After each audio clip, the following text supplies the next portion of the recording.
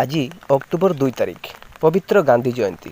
ଏହି ଅବସରରେ ବାଲେଶ୍ୱର ଜିଲ୍ଲା ଖଇରା ବ୍ଲକରେ ଥିବା ଅଗ୍ରଣୀ ସାମାଜିକ ଅନୁଷ୍ଠାନ ଜନହିତ ଯୁବକ ସଂଘର ନୂତନ କାର୍ଯ୍ୟାଳୟ ଉଦ୍ଘାଟନ ହୋଇଯାଇଛି।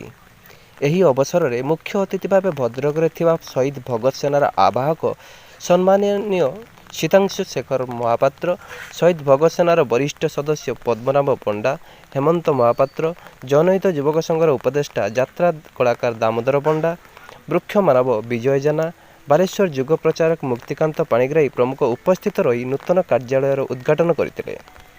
ଏହି ପରିପ୍ରେକ୍ଷୀରେ ଖଇରା ଅଞ୍ଚଳର ପ୍ରମୁଖ ସାମ୍ବାଦିକମାନଙ୍କୁ କରୋନା ଯୋଦ୍ଧା ସମ୍ମାନରେ ମୁଖ୍ୟ ଅତିଥି ଭାବେ ସମ୍ମାନିତ କରିଥିଲେ। ସଭାଟିକୁ ସଂଘର ସଭାପତି ସନ୍ତୋଷ ହାତୀ, ସମ୍ପାଦକ ଭକ୍ତଚରଣ ସ୍ୱାଇଁ, ବରିଷ୍ଠ ସଦସ୍ୟ ଦିଲ୍ଲୀପ ଭୂଇଁଆ, ରାଜେଶ ଦକ୍ଷିଣରାୟ ଓ ଅନ୍ୟ ସଦସ୍ୟମାନେ ଉପସ୍ଥିତ ରହି ସୁଚାରୁ ରୂପେ କାର୍ଯ୍ୟ ସମ୍ପାଦନ କରିଥିଲେ। ଖଇରାରୁ ନିରଞ୍ଜନ ବେହେରାଙ୍କ ରିପୋର୍ଟ, ନଜର ଓଡ଼ିଶା ଟିଭି।